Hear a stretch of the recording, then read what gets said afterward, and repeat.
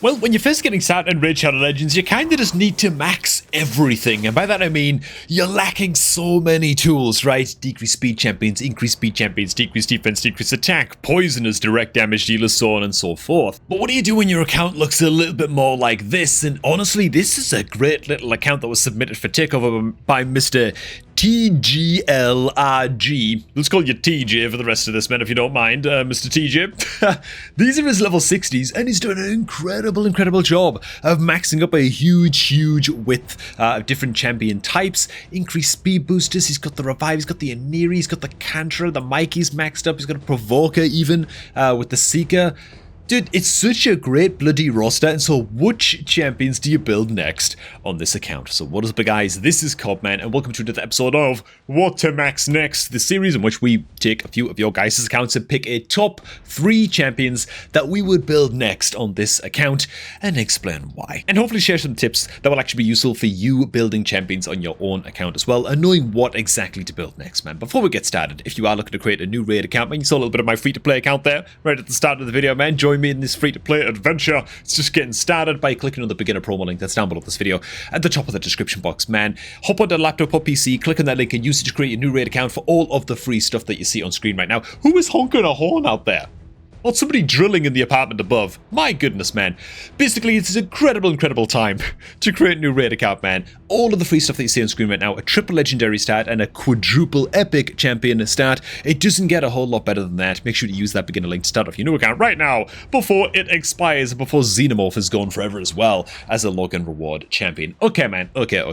So sort of rule number 1 when it comes to building an account for the first time, and when you're in like the early mid game like this account is, I guess you could call this early mid game, maybe just early game. All you're really looking to do is just build every role that you can. So this is my free to play account right now. We've got like an AoE nuker here with Tholin. You're looking for increased speed buffer champions, all of the tools that I talked about earlier on. So the 2 Hanorach is going to be going up to max on my free to play, just using this as a quick example. 10 meter controller with Lightsworn, probably be taking this guy at least up to level 50. Venomage brings poisons and decreased defense, decreased attack. And so these are all champions that I would be looking to build on this account because they all fill separate roles, right? You're trying to minimize overlap. You don't want to build too many champions that are just standard AoE nukers earlier on your account. And there's no point in building, I don't know, 4 or 5 poisoners. You can only fit 1 or 2 into a Demon Lord Clan Boss team, you know? So this account right here has all of those boxes checked. Where does it go from here, right? And it's a good question. Well, for me, it doesn't quite have all of those boxes checked. First of all, I would say that not to Hanorach, Jesus. I've been playing too much free-to-play account. That Cantra the Cyclone up here is great of a champion as she is. She is our only option on this account that I can see at least for a good block buffs champion, right? Bringing a champion in your account that brings in AoE block buffs and having it be reliable is sort of key for getting you started into the Hydra game mode. And while Cantra is a great champion, she's also one of like the Mikey's a great legendary, the Cantra's a great legendary, Attack is great, Elva's amazing, Corvus is very powerful. It's like, there are a lot of, man, Mr. TJ's done an incredible job of picking the right legendaries to go ahead and build on up on this account. That's why, I mean, I can tell that this is a player. This is not his first account.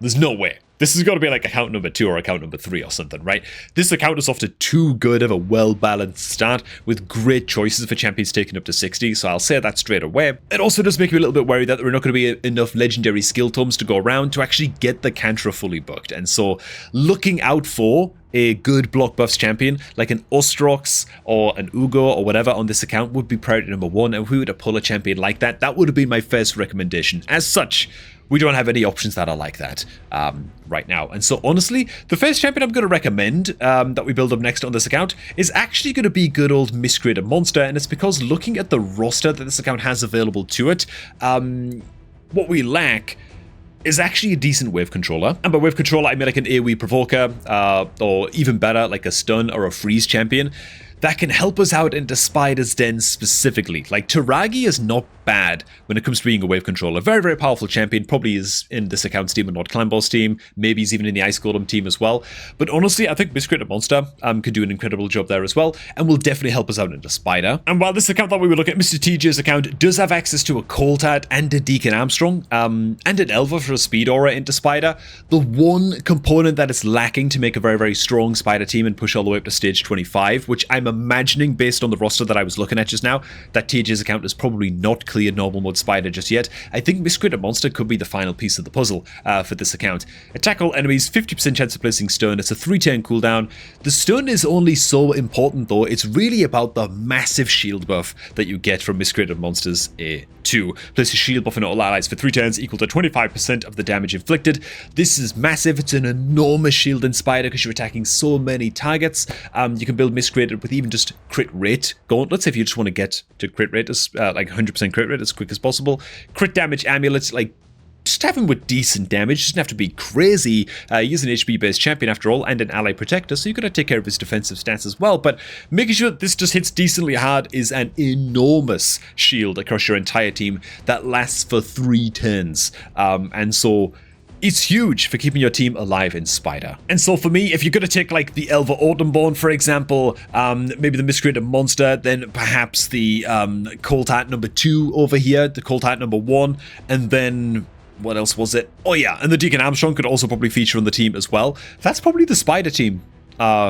Right there. I didn't just cycle 5 champions, did I? No, I think I cycled 5. I was worried I cycled 6. Another team we can also build on this account for Spider Stage 20 is a speed kill Spider team. We actually have the Royal Guard right here, and with the multiple Cold Hearts that we have on the account, that's the 3 max HP damage dealers. So if we can bring along a champion that brings an increased crit damage buff to the team, as well as decreased defense and weaken debuffs to the team, we can build the speedy Stage 20 Spider kill team, which I have a couple of videos of that up on the channel as well, and so that's just an option for us to build in the future. I'm also aware that we have an Attack on the account. He's an absolute powerhouse into Spider's Den as well, so maybe we could look to build something in that direction also. But even if we end up not using the Miscreated Monster in Spider forever, we eventually get Attack booked and he just like solos it or something ridiculous, you know, we're still always going to get good long-term value out of a Miscreated Monster. You kind of can't go wrong. Now, speaking of the Royal Guard, honestly, I think the Royal Guard will probably be my pick number 2 for champs to take up on this account, partially because of the Spider speed kill team that I just mentioned. And by the way, this is just a quick showing of what that Spider Stage 20 speed kill team can do with the Royal Guard. Archmage Helmet is a free epic champion, and Ruella is just a regular epic champion that places decreased defense and weaken against the boss. This is the kind of team that you can build with the Royal Guard and double Cold Heart if you've got these champions available to you on your account. Literally drops the boss in like 10 seconds, 10 or 11 seconds. It's ridiculous stuff. But the main reason I'd suggest that we build the Royal Guard is because amongst all of the very, very solid champions that we've built up at max level here, we don't have a reliable decreased speed debuff champion, man. Which is kind of a little bit crazy, you know? It's kind of a little bit nuts that we're missing that. I mean, again, I think Kantra brings decreased speed on her triple hit attack all enemies, but it's not super reliable, right? There's a lot of different debuffs that you can hit with Kantra. She's a very, very strange and unique champion. She's not always going to land the decreased speed from her triple hitter, whereas Royal Guards, he's basically guaranteed to land what you're looking for. And so into areas of the game such as Dark Fae, where you really, really want to land a decreased speed on the boss as quick as possible and control its turn meter. In areas like Fire Knight, this A3 is going to be very, very powerful as well. Even into areas like Chimera, I can see us using the Royal Guard on an account like this. So it's a quad hitter on the A3. It's a 4-turn cooldown, but each hit has a 75% chance of placing a strong version decreased speed debuff for 2 turns. So it's almost assured that it's going to land even into weak affinity enemies, right? Even if it's a Royal Guard going into Force Affinity Fire Knight, he's probably going to land the decreased speed, like, you know, even if he weak hits on like 2 or 4 of the hits. Each hit also has a chance of decreasing the target's turn meter by 25% as well, so that's also going to help out at Fire Knight and into Dark Fae and things like that. He brings great enemy max HP damage on his A2 skill. This is great for just pumping damage again into all of the bosses that we mentioned already, especially Chimera in this case, and he brings a decreased defense on his A1 as well, so you can check that box too. And finally, while we've got a lot of powerful champions we could look to build, we don't have an ally attacker on this account, so we could go for the Morag build. To be fair, I wouldn't be too sad about that. I don't know. This is tough. Like, again, a lot of strong champions, but not that many champions that I look at and think we absolutely have to build these champions very, very quickly. You know, Duck the Piest is also great as well. I think I'd make an Venomage is also good. I think I'd actually make an exception. I think my pick number 3, personally, and if you disagree with any of these picks, by the way, I'd love to hear about it in the comments. We consider these videos to be more like communal account takeovers where we're just trying to help our bros out. I think I'd probably go for the Husk. I'll probably go for the Husk. Another enemy max HP damage dealer is just fine. The Husk is also going to set us up with a second semi-reliable provoker to take into Hydra as well, if we're looking to set up a second Hydra team, right? Of course, this is contingent on us finding another block buffs champion. When it comes to Hydra and setting up your very first Hydra teams on your account, you're really looking for at least one champion on the team that can place a decently reliable provoke debuff against the Head of Decay, and a champion that can place the block buffs debuff on an AoE. Right now, we've got Kantra for the block buffs.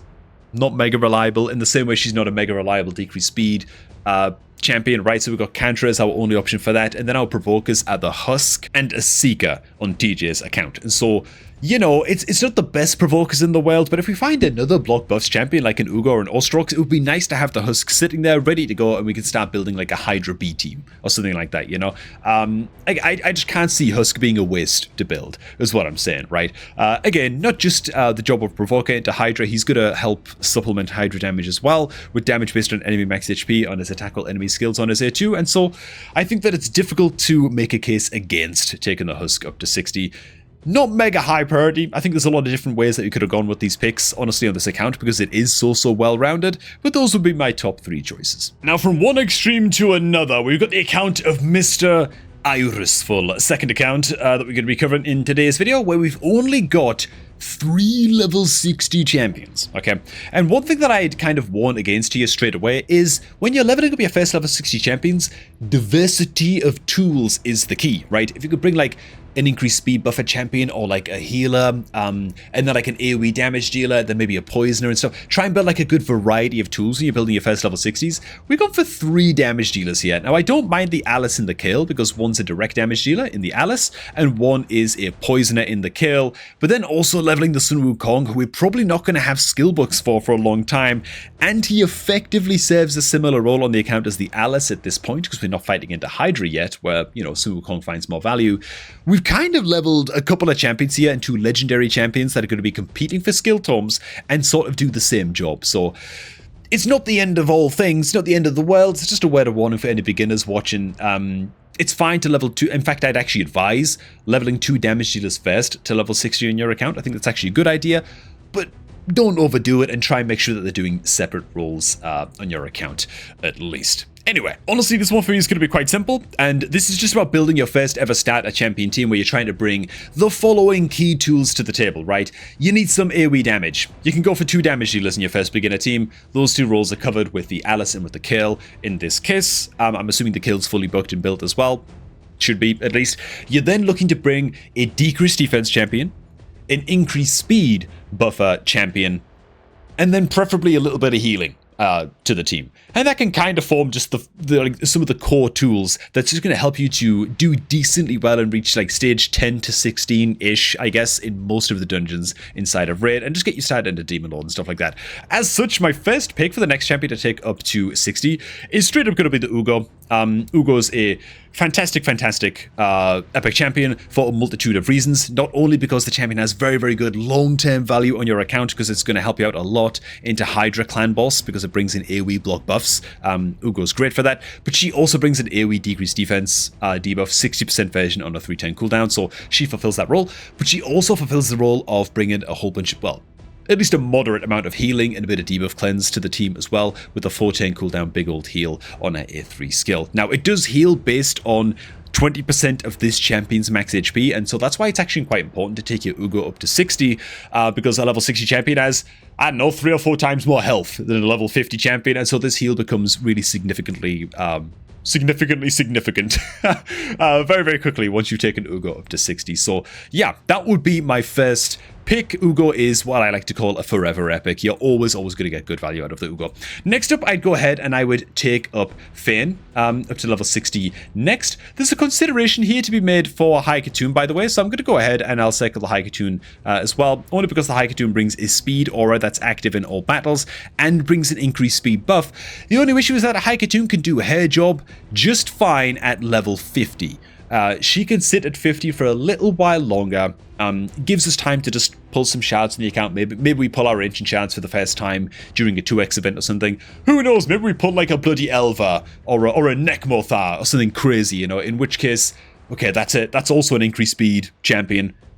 that brings an increased speed aura in all battles, but it's legendary and a billion times better than Haikatoon. So I wouldn't rush the Haikatoon up to 60. She would actually be my pick number 3, and my pick number 2, first and foremost, would be the Finn. And why Finn? Because once the Uugo's 60, the Uugo's could be then a decent healer into early game Demon Lord Clan Boss. We've got the kill, we've got the Alice, that will do for damage for now. And Finn is honestly what you might consider like a soft cheat code into Demon Lord Clan Boss, which is one of the most important areas of the game to blast on up, right? Finn is great into Demon Lord. Into Demon Lord, you need to bring a Poisoner, okay? We bring in the Kale and the Finn, that's plenty of poison to bring to the table. You need to bring a decreased attack debuff, 50% version, which Finn brings reliably on this 3-turn cooldown A2 skill as well. So great, she's bringing like 2 key tools to the table right here. And then if you can, you want to bring decreased defense and a weakened debuff to the fight and to Demon Lord as well. It's going to massively increase your damage. She brings both of them on the A3, dude. And yes, it's a 4-turn cooldown skill when booked, but she places decreased defense and weaken for 3 turns, bro. So it doesn't even matter that it's a 4-turn cooldown. Like, these debuffs are going to have 100% uptime on the Finn. She brings like 70% of the tools that you want to bring into Demon Lord and just frees up the rest of the team to be more flexible, bringing increased speed buffer champions and stuff like that. And just to be clear, I'd also bring the Haikatoon into this Demon Lord team as well and run her as the speed aura lead also. And this account will be off to a very, very beautiful little start from that alone. Other great champions we've got on this account, just some honorable mentions. The Sabbath is a great and powerful support champion as well. Increased defense, revive and stuff. The Fenax is saucy. Armager, we could go ahead and take on up to 60 as well. Some champions, the Armager, by the way, I'd leave them at 50 for a while. Just see if we pull shards for the first time in the account. We might pull a better 10-meter controller like a Cold Heart or an Allure or something, and it might not be necessary to take the Armager up to 60, but, you know, put him on the back burner for now. Vegas is a good ally protector. We've also got the Gracchus down here. He's actually pretty solid.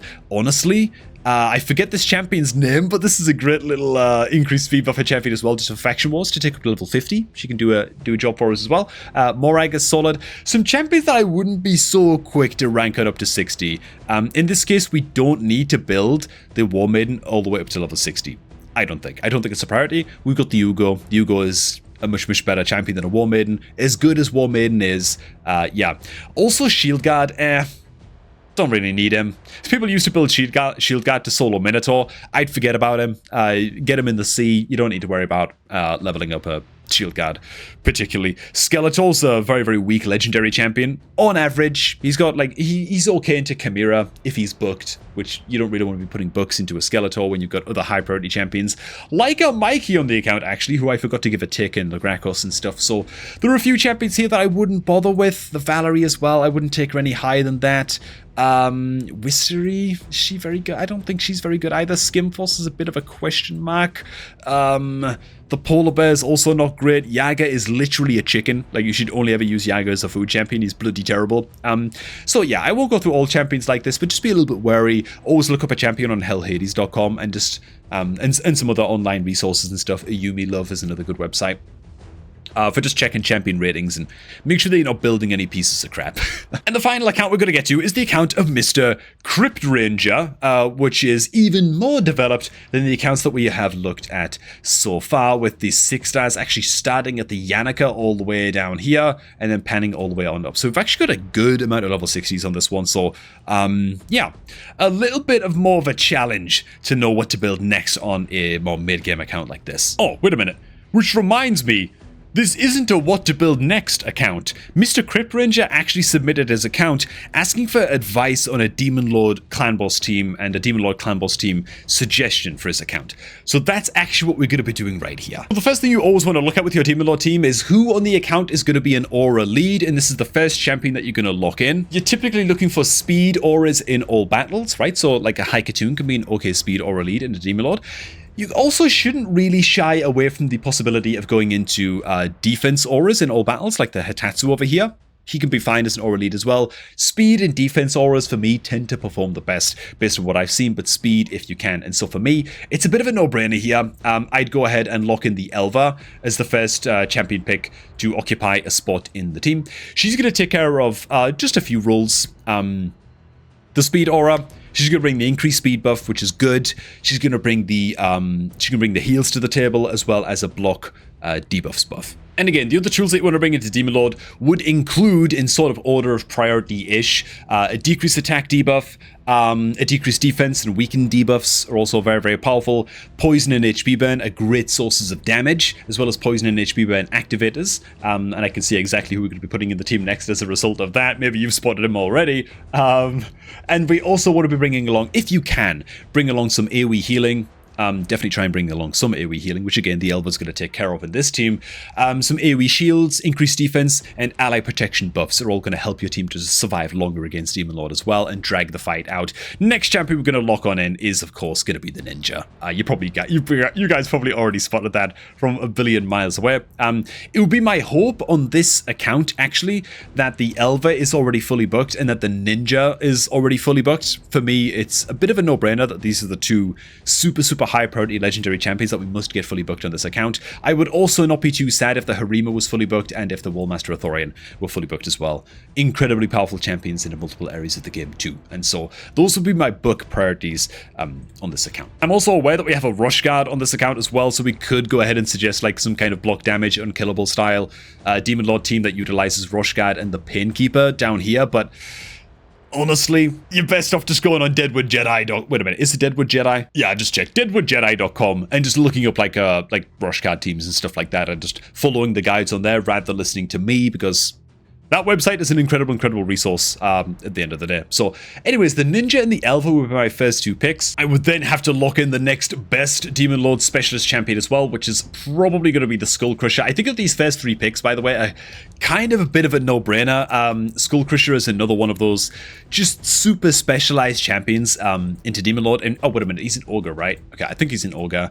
Yeah, Skull Crusher is just incredible for this job. He brings the ally protection buff and the 310 cooldown. That's already big in and of itself. He also places an unkillable buff on himself as well for a turn after placing the ally protect, but he also places a counterattack buff on all allies except himself that lasts for 2 turns. This is a lot of extra attacks that your teams are getting off, and as long as you've got masteries, and specifically the War Master mastery farmed up on all of your champions across your team, all these counterattacks can be dealing hundreds of thousands of extra damage to the Demon Lord every time they go off. So Skull Crusher is amazing for survival as well as boosting your damage on mastery farmed squads. By the way, because we've got so many fully booked up legendary, we've got so many good legendary champions on the account as well, I'm a bit nervous that the Harima is not fully booked. So I'm going to assume that the Harima is not booked, in which case she should not join the team just yet. My next pick would actually be Hitatsu, who is one of the first ever epic champions that I did pull on the account. And even though he's not on my main account, that is. Oh god, wait a minute, I'm not even showing the... Oh god, I screwed up. Okay, I just circled the Hitatsu. Okay, yeah, just so you guys know. Oh god, it's good. We're just gonna leave that in, man. Just it's in the blooper reel now, you know. Even though the Hitatsu is not gonna make it in as the aura lead on this team, I'd still bring him along anyway. Why? He's gonna bring an increased defense buff and a continuous heal buff, so he's gonna help out with the heals and the survival of the team. He's also gonna bring an 80% land rate decreased attack debuff on his A2, and because he's an epic champion, he's really easy to get fully booked on up. Now, there's a chance this decreased attack debuff doesn't land. It's a somewhat lower chance, but it can be run ending and just end your run almost immediately against later turns against Demon Lord if the decreased attack fails to land, so you do have to be a little bit nervous about that. But as far as budget option champions go, he does do the job very bloody well. And then there's just one slot left on the team, and frankly we can just experiment between using Anax all up and over here, or using the Frozen Banshee, one of these champions, as a second Poisoner champion.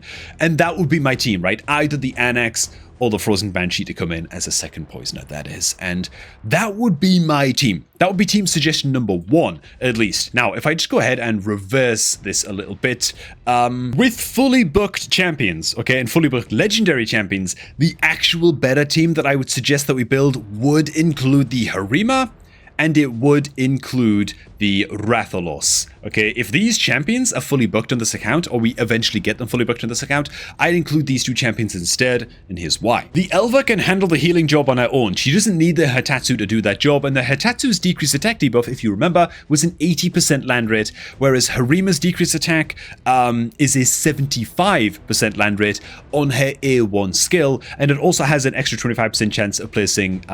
oh, wait a minute, no, that's irrelevant. Basically, it's a 75% land rate decrease attack against a single target, and with a counter-attack buffer champion on the team like Skullcrusher, she's getting this A1 off a lot. You can almost guarantee very, very good uptime on the decrease attack debuff, so that's great. She's also fantastic for damage as well. This is a team that's going to be driving direct damage into the Demon Lord, and so her A2 is great if fully booked, right? 310 cooldown, attacks one enemy 3 times. Each hit permanently decreases the target's defense by 5%, stacking up to 30%. That's nuts, okay? Each hit also increases this champion's defense by 5% as well, by the way, and the damage from her skills is based on defense because she's a defense-based champion, so all you want to do with Harima is disable her A3 into Demon Lord and have her smack on repeat with her A2 and her A1. She's going to do great damage, reliable decreased attack, more reliable than the Hitatsu. She's going to boost the team's damage by a lot because she's decreasing enemy defense as well on the A2. And then we can have the Rathalos come in and deal all kinds of extra damage as well, because in Rathalos' passive, he does a lot of direct damage. He also inflicts 50% bonus damage against enemies under HP burn debuffs, and one of our damage dealers is a bloody ninja, so the Rathalos is going to be chunking if we get him fully booked. He's not the greatest Demon Lord damage dealer in the world, but I think in the context of Mr. Crypt's account, the Rathalos makes a lot of sense. But again, this is like the fully booked champion team that I would recommend we take into Demon Lord, man. And alright, man, that's going to be all. Thanks for watching. God, I always go on too long in these videos, by the way. I hope it's not too much of a bummer that I really drag these out, but I want to make sure that I do a good job, even if it's not a full account takeover, more of like a communal account takeover, like these videos often become, you know?